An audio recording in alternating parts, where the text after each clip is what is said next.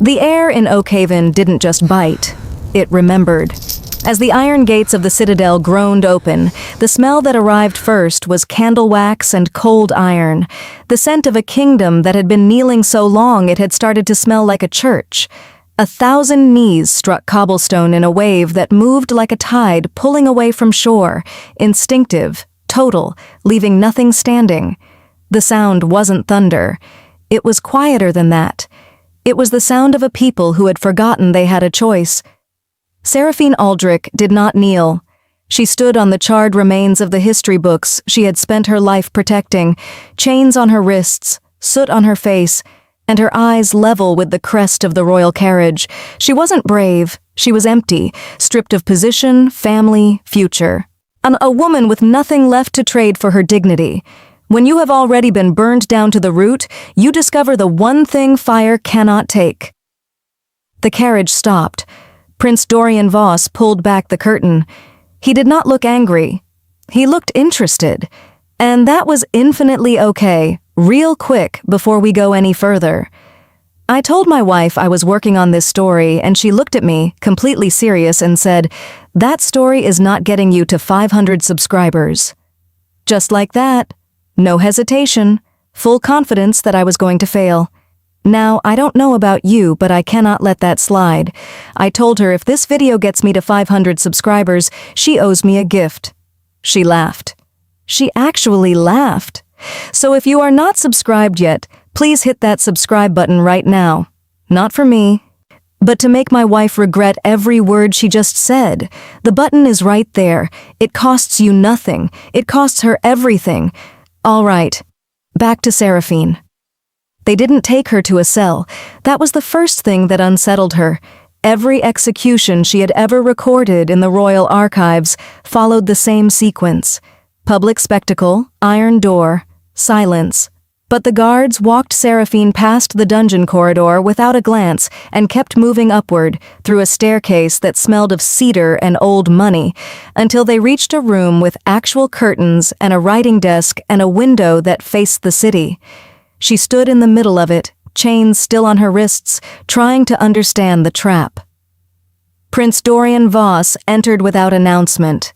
He was younger than he looked from a distance, early 30s, not the kind of face that had been handsome before whatever had happened to him happened to him.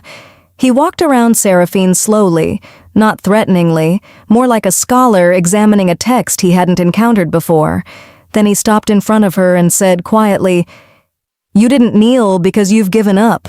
That's not defiance. That's defeat." Seraphine said nothing.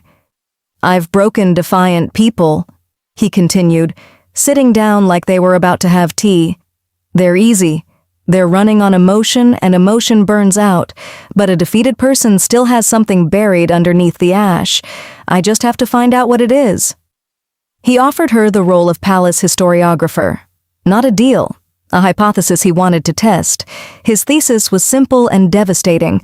Truth-tellers, when given comfort and access, always eventually serve power. Give a scholar a library and she'll protect it. Give her enough to lose again, and she'll write whatever keeps it safe. Seraphine looked at the desk, at the window, at the scorch marks on the square below where her books had burned. She didn't agree, but she didn't refuse. The silence between them was not comfortable. It was the silence of two people who had both just realized this was going to take longer than either of them wanted. The palace was beautiful in the way that traps are beautiful, designed to make you forget what it's for. Seraphine spent her first 3 days simply moving through it, watching. She had spent her career as an archivist, which meant she knew how to observe without being seen observing. She cataloged everything. The way the kitchen staff moved in permanent half-hunches, shoulders curved inward like they were bracing for a blow that never came. The way the guards blinked too slowly, their eyes carrying a glazed quality she recognized from the faces of people deep in grief. A kitchen girl, couldn't have been more than 16, hummed a lullaby while she worked. The same opening phrase, over and over, because she couldn't remember how the rest of it went. She didn't seem distressed by this. She had forgotten that she'd forgotten. That detail lodged in Seraphine's chest like a splinter. The siphon, she was beginning to understand, didn't work like a weapon. It worked like water damage, slow, patient, invisible, until the wall caves in. It didn't take people's will dramatically. It just quietly borrowed their memories of ever having one, and kept borrowing until there was nothing left to reclaim. She wrote all of it down, 5 pages by the end of day 3, detailed, clinical, thorough. On day 4, she looked at those 5 pages and felt suddenly sick, because this was what she always did. Injustice happened and she recorded it. People suffered and she found precise language for the suffering. She had spent 15 years in the royal archives producing the most accurate and completely useless account of a kingdom being slowly hollowed out, and here she was again. Same work, different room. The only thing that had changed was the view. The observation wasn't the work. She had always told herself it was. She closed the notebook, sat for a long time in the silence. Then she opened it again and wrote one single line that wasn't an observation at all. What would it take to give it back? The condemned text smelled like her childhood. That was the cruel part. Seraphine had grown up in a house full of books, and the particular smell of old paper and binding glue was so deeply woven into her sense of safety that even here, cataloging volumes marked for burning, some animal part of her brain kept insisting she was home. She worked methodically. Her job, as Dorian had framed it, was to produce a record of what was being destroyed, which she suspected was his way of making her complicit in the destruction. If she wrote it down, she had processed it. If she had processed it, she had accepted it. She was on her 43rd volume when she found it, hidden in the binding of a manuscript so condemned it had been flagged twice. A folded slip of paper, and worn at the creases from being folded and refolded many times, covered in handwriting so small she had to hold it to the window to read it. It was a partial blueprint, not architectural, magical. It mapped the pulse points of the Citadel's foundation, the places where the siphon's energy concentrated, and the places where it ran thin. Someone had been inside these walls, close enough to measure it. And in the margin, in different ink, slightly hurried, a name. Tamsin Reeve. Seraphine's breath stopped. She knew that name, not personally, from a file. 3 years ago, a resistance archivist had vanished from the lower city. The official record listed the cause as relocation. Seraphine had written that record herself because she had been given no other language to use, and she had hated herself quietly for it and then moved on. Tamsin Reeve had not been relocated. Tamsin Reeve was still here. For 3 years, alone, with no indication that anyone was coming, she had been mapping the thing that was eating the kingdom alive and hiding the evidence in the bindings of books she knew would eventually reach someone who could read them. Seraphine folded the paper into her sleeve. Then she turned it over. There was a second note on the back. Same handwriting. Written more recently. The ink barely faded. I know who reported you to the crown.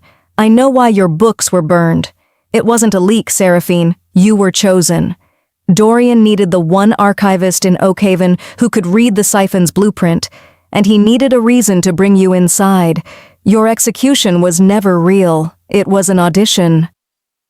Seraphine stood very still for a very long time. The trap wasn't the palace. The trap wasn't the desk or the window or the role of historiographer.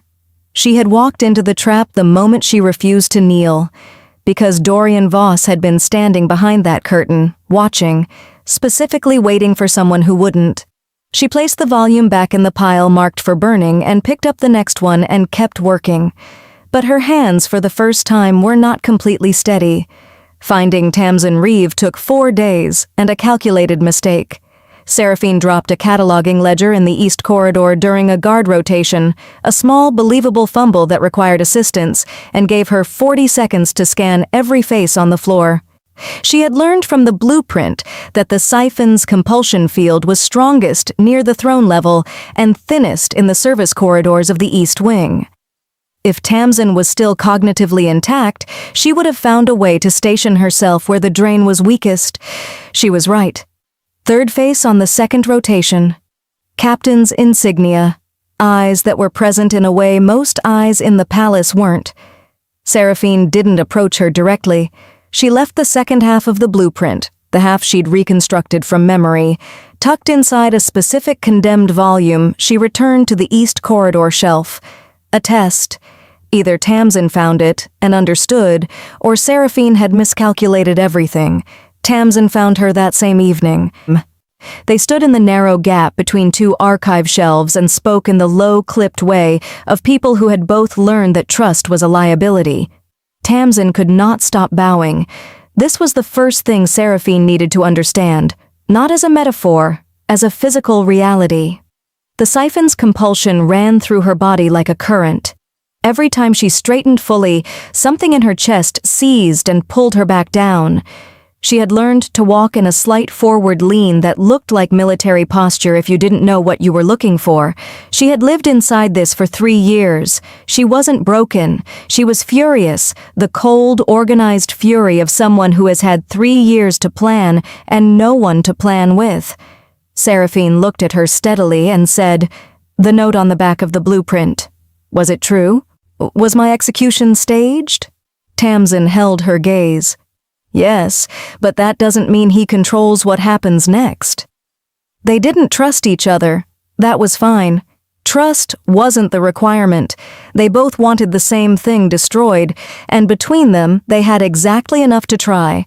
2 people, 1 blueprint, 0 margin for error. Seraphine felt, for the first time since the square, something that wasn't emptiness. It felt uncomfortably like hope. The invitation wasn't optional. Dorian presented it as a courtesy. "I thought you might find the evening instructive," but the guard posted outside her door that afternoon made the actual nature of the request clear. Seraphine dressed in the plain dark clothing they'd provided and tried to think of the gala as fieldwork. The great hall was extraordinary, candlelight on gold, a music played by an orchestra whose members moved through their pieces with the mechanical precision of people who had performed the same program so many times, the memory of choosing it had been siphoned away. The guests were nobility, merchants, foreign dignitaries, people wealthy enough that the siphon took from them more slowly, which meant they retained just enough self-awareness to enjoy their own captivity. Dorian watched Seraphine from across the room all evening. She could feel it. Then, 2 hours in, a young serving girl crossed the floor carrying a tray of glasses and simply stopped. Her knees buckled. The siphon's weight, unpredictable in crowded rooms where it fed on collective energy, had hit her all at once. She couldn't rise. The glasses didn't even break. She went down slowly like something deflating, and knelt there in the middle of the floor while the room looked away with the practiced discomfort of people who had learned that noticing was dangerous. Dorian looked at Seraphine. The calculation was elegant and vicious. If she knelt beside the girl, she bowed. If she stood and did nothing, she was complicit and cold. Either way, he won something. Seraphine walked across the floor, sat down cross-legged beside the girl and stayed there, not kneeling, not standing, just present. She took the tray and set it aside and said nothing, just sat with her until the wave passed and the girl could breathe again. The room didn't know what to do with that. Neither did Dorian. His thesis required her to choose between 2 options, and she had produced a third one from nowhere. For the first time, he looked uncertain. That was the moment Seraphine understood she could win. They went down on a moonless night when the guard rotation had a 14-minute gap Tamsin had spent 3 years memorizing. The sublevels of the Citadel were not dramatic. No glowing chambers, no theatrical darkness, just cold stone corridors that smelled of mineral water and old electricity, the kind of smell that lives in places where something has been running for a very long time. Tamsin moved through them in her habitual lean jaw set, one hand on the wall for the moments when the compulsion spiked and threatened to pull her fully down. The siphon itself was smaller than Seraphine had imagined, a column of dark latticed metal, floor to ceiling, quietly humming, the sound so low it was more felt than heard, a vibration in the back teeth. It looked like a drain, which, she supposed, was exactly what it was, but it was the wall behind it that stopped her completely. The entire surface was covered in fragments, impressions really, brief flickers of scenes suspended in the metal like insects in amber. A man refusing to give up a neighbor's name, a woman hiding a child behind a false wall, a baker leaving bread outside a door that had been marked for search. Small things, private things, acts of defiance so ordinary they would never have made it into any official record. The siphon hadn't just stolen energy, it had stolen these specific moments of specific people choosing, and it was using the charge from those choices to power the compulsion that stopped anyone from making new ones. The kingdom's own courage was the engine of its captivity. That Seraphine had spent her career believing she could love truth without loving the people who lived inside it. Standing in front of that wall, she understood for the first time that there was no such thing. These weren't records, they were people, and they had been waiting in the dark for someone to say their names out loud. She had been training for this her entire life without knowing it. The city had been told it was a celebration. Banners in gold and white hung from every building within sight of the Citadel Square. Street vendors sold gilded ribbons, issued free by the crown, which should have told people something. The crowd that filled the square was the largest Seraphine had ever seen in Oakhaven, and she had to breathe through the weight of knowing what Dorian intended to do with all that gathered, concentrated, an unsuspecting human presence. She found Tamsin at the edge of the stage scaffolding an hour before noon. They didn't speak much. They had said everything that needed saying. Tamsin's jaw was set in the way it got when she was managing pain. The compulsion field was stronger here, fed by the crowd, and every minute she stayed upright was costing her something. She touched Seraphine's arm once, brief, firm, and moved toward the stage underbelly without looking back. Seraphine watched her go and felt the specific loneliness of a plan in motion. The jubilee opened. Dorian appeared on the stage to orchestrated celebration, composed, ceremonial, the face of a man giving a gift to people who didn't know yet what he was taking. He began the blessings opening address, the ritual language designed to soften the crowd's guard, open them up, and make them feel grateful right before the siphon drained the very memory of what they were grateful for.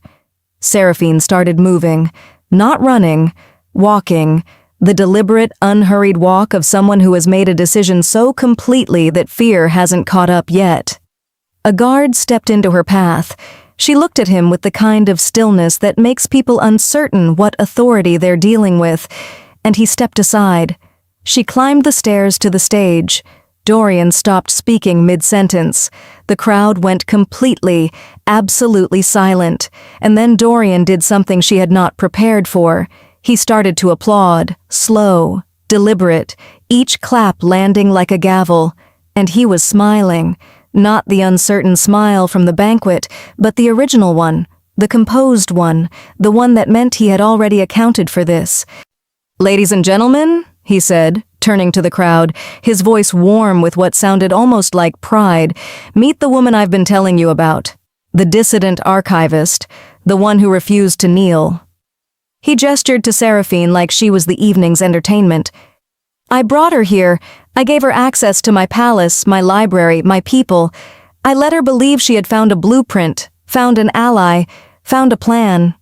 He took one step toward her. "Because the most dangerous lie you can tell a truth-teller," he said quietly, just for her, "is that they found the truth themselves." The crowd murmured, confused, uncertain. Seraphine stood on the stage in front of 10,000 people and understood in one cold, clarifying moment that Dorian Voss had not lost control of the situation at the banquet. He had never lost control of anything. The blueprint, Tamsin's note, the access, all of it, handed to her, deliberately. Because he didn't just want the siphon protected, he wanted her to try to destroy it, fail publicly, and prove to 10,000 witnesses that even the unbowed eventually break. She had 3 seconds to decide what to do with that. She chose to smile back. "You're right," she said, loud enough for the crowd to hear. "You built a perfect trap. You just forgot one thing." She turned to face the 10,000 people in the square. "He told you about me, which means he's been afraid of me. And if he's afraid of one archivist with chains on her wrists," she let that land, "imagine what he's afraid of from all of you." The crowd didn't cheer. It was quieter than that and more powerful. A shifting and a straightening 10,000 people standing just a little taller than they had a moment before. Dorian's smile didn't disappear, but it stopped reaching his eyes. Seraphine stood on the stage in front of 10,000 people and spoke directly to Dorian Voss. Not an accusation, not a speech, a question, quiet enough that the crowd strained forward to hear it, which meant the silence that followed landed on all of them at once. "Do you remember the lullaby," she said, "that the kitchen girl sings? The one she can't finish?" Dorian went very still. "Her name is Mira. She learned that song from her mother at a table in the lower city on a winter evening when she was 4 years old. The siphon took it from her on the 4th day of last winter because she hid her neighbor's son under her kitchen floor when the collection guard came through." She turned to the crowd. "I found it. It's in the wall beneath this stage. It belongs to her." She had planned to give Tamsin more time, but the signal came. A single short vibration through the stage floor that meant Tamsin had been caught. The plan was gone. No sabotage, no conduit damage, no backup. Seraphine was alone on the platform with a fully activated siphon and 10,000 people holding their breath. So she did the only thing she had left. She started giving the memories back. One by one. Aloud. She recited every fragment she had memorized from the wall beneath the throne, the names, the dates, and the small private acts of courage the siphon had stolen and weaponized. She gave them back to the crowd the only way she could, by saying them out loud, by making them witnessed. The siphon had no mechanism for this. It could drain a private act. It could not drain an act that had been returned to its owner and witnessed by 10,000 people simultaneously. The hum beneath the stage changed pitch. Then it cracked. Across the square, Tamsin Reeve felt the compulsion field shudder, and for the first time in 3 years, she stood up completely straight.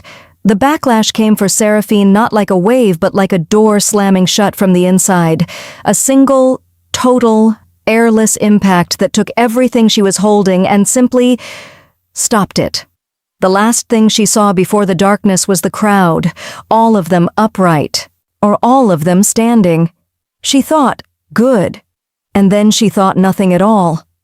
She woke up 3 days later in a room she didn't recognize, which was appropriate because she wasn't entirely sure she recognized herself. The healers told her about the memory loss gently, in the careful way people deliver news they've been rehearsing. 1 year, gone.